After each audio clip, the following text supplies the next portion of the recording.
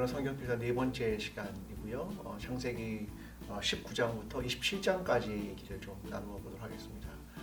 먼저 지난주 이제 월요일 날 처음으로 우리가 성경 필사하는 내용을 좀 찍어서 함께 공유를 해봤는데요. 되게 좋은 것 같습니다. 내가 어디까지 했는가 계속 스스로 확인도 하고 또 함께 자극도 받고 그런 시간으로 찍어 올리는 건 되게 좋은 것 같습니다. 근데 거기까지 하신 분만 올리는 것 같은데 거기까지 못해도 괜찮습니다. 본인이 하고 있는 걸 그냥 올려주시면 도움이 될 것 같고요. 사실 저도 뭐 끝까지 다 쓰는 게 아니라 또 중간에 아직 못 따라잡은 데들은 비어 있습니다. 그러니까 그냥 내가 함께 참여하고 있다 이렇게 확인하는 내용이니까요. 그렇게 사진을 찍어 올리시면 좋을 것 같고요.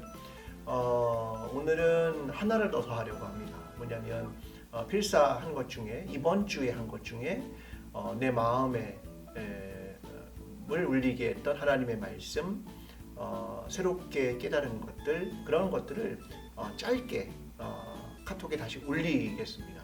그러니까 두 가지죠. 하나는 어디까지 썼는가에 대한 사진 한 장과 내가 느꼈던 하나님의 말씀, 소감, 새롭게 깨달은 것, 그런 내용들을 짧게 올리는 것 두 가지를 해보겠습니다. 시간대를 지켜주셔야 하는 건 많은 사람이 같은 방에 들어오다 보니까 월요일 날 9시에서 9시 10분까지 그 10분 동안만 대부분 우리가 좀 같이 커뮤니케이션을 좀 해보겠습니다. 그래야 방해가 안 될 테니까요. 오늘도 이걸 받고 또 이걸 들으신 분은 월요일 날 9시에 꼭 숙제가 있다는 걸 기억해 주시고 함께 공유해 주시면 참 좋겠습니다. 자, 이번 주도 힘내시고요. 자, 오늘 19장부터 하는 이유는 지난주에 하지 못했던 내용을 조금 다루고 그 다음에 27장까지 좀 다루어 보려고 하는 겁니다. 먼저 19장은 우리가 잘 알다시피 소돔과 고모라에 대한 이야기를 다루고 있습니다. 원래 소돔이라는 말에서부터 소돔이라고 하는 단어가 나왔죠. 그건 뭐냐면 동성애에 대한 것입니다. 자, 이 내용을 하나님은 알고 계셨습니다. 그리고 직접 또 천사를 보내서 내려오셔서 이것을 확인합니다. 이건 아마 바벨탑 이후에 있었던 두 번째 사건이라고 생각하는데요. 직접 확인을 하면서 하나님은 죄악을 보시고 롯의 가족을 구원하십니다. 되게 재미있는 구절은 이런 겁니다. 천사들이 롯의 손과 아내의 손과 두 딸의 손을 이렇게 명확하게 설명합니다. 그들을 붙들어서 구원했다라고 하는 것을 보여줍니다. 그러나 그럼에도 불구하고 아내는 뒤를 돌아보고 소금 기둥이 되고 두 딸은 아버지와의 사이에서 또 아이들을 낳게 됩니다. 이 일로 인해서 참 비극을 보여주고 있는 장면이라고 생각합니다. 롯에 대해서 베드로후서 2장 8절이 이렇게 말합니다. 이 의인이 너희 중에 과하여 날마다 저 불법한 행실을 보고 들음으로 그 의로운 심령을 상하니라.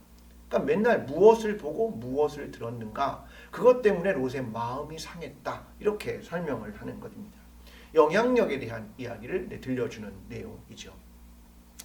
창세기 20장에 가면 아브라함과 아비멜렉 사건이 등장을 합니다. 예전에 한번 봤던 사건처럼 오버랩되고 있는 내용은 애굽에 갔을 때 바로에게 행했던 일과 똑같은 겁니다. 아내를 누이라고 속이는 사건, 그래서 자기의 생명을 구원하고자 했던 일을 보여주고 있습니다. 근데 이번에는 조금 다른 것은 하나님이 아비멜렉에게 나타납니다.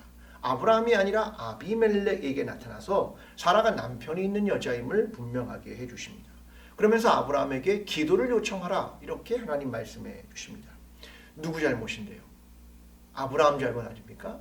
그런데도 하나님은 아비멜렉의 꿈에 나타나셔서 그에게 아브라함에게 기도를 요청하라, 이렇게 하십니다. 아마 그 이야기를 듣는 아브라함이 되게 마음에 부끄러웠을 겁니다. 다른 사람이 자기에게 그렇게 이야기해 주었으니까요. 그런데 이 아브라함에겐 자기도 자녀가 없는데 지금 아비멜렉에게 그 집의 태를 열어달라고 기도를 하는 것 아니겠습니까? 아마 아브라함은 많은 걸 깨달았을 것입니다. 하나님의 능력과 자신을 선지자로 세움과 또 잘못을 부끄럽게 하심과 이후에 그럼에도 불구하고 부를 허락하시는 그런 내용을 이곳에서 다루고 있습니다. 자, 창세기 21장은 사라가 이삭을 낳는 장면을 설명하고 있습니다. 자, 이삭은 사실 창세기의 중요한 4명의 인물 중에 한 명이긴 하지만 아브라함의 이야기에 포함되어 있고 또 야곱의 이야기에 포함되어 있는 것처럼 보여집니다. 그러니까 되게 작은 분량을 보여주지만 이삭의 삶에는 그렇게 어려운 고난 같은 것이 별로 등장하지 않습니다. 그래서 많은 부모님들은 자녀를 낳으면 이삭처럼 살면 좋겠다. 그렇게 평안하게 살면 좋겠다. 그렇게 은혜를 경험하며 살면 좋겠다. 이런 꿈을 꾸시기도 하지요. 자, 그런데 이제 이 이삭을 낳게 됩니다. 아브라함이 100세 때 말입니다. 그리고 사라는 하갈과 이스마엘을 내줬습니다. 이스마엘이 자꾸 이삭을 괴롭혔기 때문이다. 이렇게 기록을 하죠. 그런데 하나님은 이 하갈과 이스마엘을 버리지 않습니다. 하나님은 이렇게 말씀하십니다. 내가 이 어린아이의 목소리를 들었다. 그들의 울부짖음을 들었다. 이렇게 말씀하시면서 샘을 터뜨리고 그들을 구원하시는 하나님, 이것을 설명하고 있습니다. 자, 그리고 나서는 아브라함과 아비멜렉의 우물에 관한 언약, 그래서 그곳을 언약, 또 맹세의 우물, 그래서 부엘세바 이렇게 정했다 하는 내용이 21장의 내용입니다. 자, 22장의 내용은 이삭을 번제로 드리는 것입니다. 아브라함의 믿음, 그것이 무엇이냐? 그것을 행동으로 보여준 대단히 중요한 사건입니다. 이것은 아브라함의 믿음과 이삭의 순종이라고 하는 걸 통해서 얻어진 게 된 것입니다. 아브라함은 이 일을 통해서 계속 그의 믿음이 성장해 가고 있구나. 그가 이제 하나님에 대한 신뢰를 어디까지 가져갔는가? 그것을 보여주는 중요한 장입니다. 자, 창세기 23장은 막벨라 굴에 대한 이야기를 하고 있는데요. 이제 사라가 죽습니다. 그리고 아브라함이 헷 족속에게서 땅을 하나 구입하는데요. 사라의 매장지입니다. 그게 어디냐면 막벨라 굴이라는 겁니다. 근데 아브라함이 하나님께서 너에게 기업을 주겠다라고 약속을 하셨는데 그의 평생에 유일하게 얻은 땅이 여기입니다.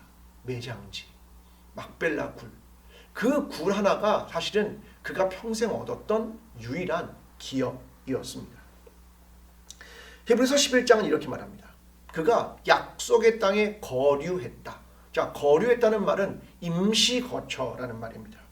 그는 평생 나그네로 외국인으로 살았다. 이렇게 기록을 합니다. 왜냐하면 더 나은 본향을 얻기 위해서 그걸 알았기 때문이다. 그것이 그의 믿음이었다. 이렇게 말합니다. 오늘 내가 얻는 것은 매장지와 같은 대단히 작은 땅만 얻을지도 모르지만 우리에게 더 나은 본향이 있는 것을 믿으며 그 길을 걸어가는 것이 바로 믿음의 삶이다 라고 하는 것을 보여주는 장면입니다. 자, 창세기 24장은 이삭과 리브가에 대한 이야기입니다.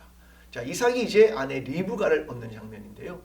여기에 보면 아브라함이 늙은 종을 자신의 고향으로 보내서 이삭의 신부를 데리고 오라고 이야기합니다.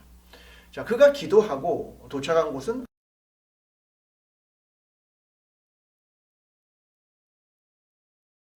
리브가를 만났고요. 라반이 오빠였습니다. 자, 리브가는 이삭에게로 이제 데리고 가고 아내를 삼고 사랑했다.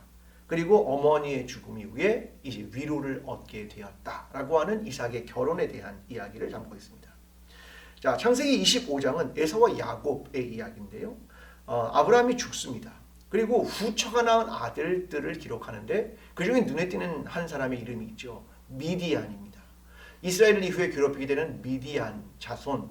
자, 그들이 바로 아브라함의 후처가 낳은 자녀였다라고 하는 것을 보여주는 거죠.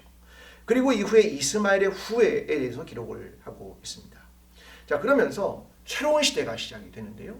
바로 에서와 야곱의 탄생에 대한 이야기를 기록합니다. 그 둘은 싸울 것이다. 두 민족이 될 것이다. 이렇게 이야기하면서 에서가 누군지를 설명을 합니다. 자, 그는 누구냐면 망령된 자. 이렇게 설명을 합니다. 왜 그러냐? 그는 장자의 명분을 한 그릇의 팥죽에 팔았던 자. 자기에게 주어진 장자의 명분을 가볍게 여겼던 자. 그를 그래서 이후에 망령된 자라고 그를 부르게 됩니다.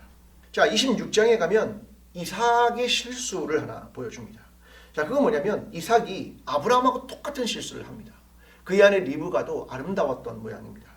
블레셋 왕 아비멜렉에게 갔을 때 또 자기 아내 리브가를 누이라고 속입니다.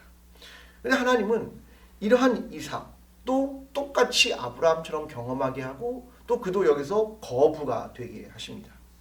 우리가 참 고민이 되는 것들이 있습니다. 하나님의 은혜가 무엇일까? 이런 것들을 고민하게 하는 부분인 것 같습니다. 그리고 이삭과 아비멜렉과의 계약과 또 평화의 약속, 이런 이야기가 여기에 기록이 됩니다. 자, 창세기 27장은 이삭이 야곱을 축복하는 부분이 등장을 하는데요. 자, 이삭이 에서를 축복하려고 하는데 리브가가 야곱과 함께 짜고 형 대신 들어가서 축복을 잡는 부분이 여기에 등장을 합니다. 야곱은 아버지 이삭을 속이죠. 아버지는 야곱을 확인하려고 합니다. 내가 정말 에서냐? 근데 눈이 어두웠던 아버지는 결국 야곱의 속임수에 넘어가게 됩니다. 자, 에서는 분노하지만 자기의 장자권과 축복을 놓쳤습니다. 그리고 야곱은 삼촌 라반의 집으로 도망하게 됩니다. 이때부터 고난이 시작하게 되죠. 그가 축복을 받았는데 축복을 받고 떠나서 결국은 고난을 경험하는 이야기를 설명하고 있는 대단히 아이러니한 부분입니다. 자, 여기서 얻게 되는 건 이런 거죠. 야곱처럼 축복을 따내야 한다, 이런 내용이 아닙니다. 저는 여기서 봐야 될 걸 온전성이라고 생각합니다. 주일날도 설명을 한 것처럼 온전성이란 무슨 말이냐면 완전하다, 이런 게 아닙니다. 나는 내가 나라고 하는 것, 그리고 하나님의 소명, 나에게 맡겨주신 역할, 그것이 하나가 되는 것, 이것을 온전성이라고 말합니다. 에사와 야곱의 불행은 뭐냐면 주어진 것과 내 소명과 내 자신, 이것이 삐그덕거리는 겁니다. 자, 이것이 그들의 문제였습니다. 장자는 자기에게 준 것을 귀히 여기지 않았고, 또 둘째는 그것을 쟁취하려 하는 겁니다.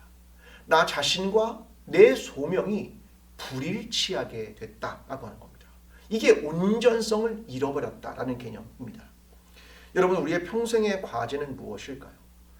나를 찾아가는 것이라고 생각하고 하나님의 소명이 무엇인가를 찾아가는 것이라고 생각합니다. 저는 신앙의 과정에서 이것에 성공하면 좋겠습니다. 나는 누구인가? 하나님은 나에게 어떤 소명을 주셨는가? 그것을 하나가 되게 하는 온전성을 회복하게 되는 것입니다. 이번 한 주간도 성경을 필사하면서 하나님은 누구시고 나는 누구이고 그리고 하나님이 나에게 주신 소명은 무엇인고 이것을 함께 일치시켜가면서 나 자신의 삶이 하나님 앞에서 온전한 삶으로 회복되어가는 삶이 되기를 기도합니다. 이번 한 주간도 성경 필사에 성공하시고 또 하나님의 음성을 들으시고 또 월요일날 저녁 9시에 본인의 소감, 나눔 꼭 함께 나누어 주시기를 기도합니다. 그래서 우리 모두가 우리와 함께 하시는 주님을 고백하고 또 풍요롭게 하나님을 경험하게 되는 저와 여러분이 되기를 기대합니다. 여러분 오늘도 힘내시기를 바랍니다. 감사합니다.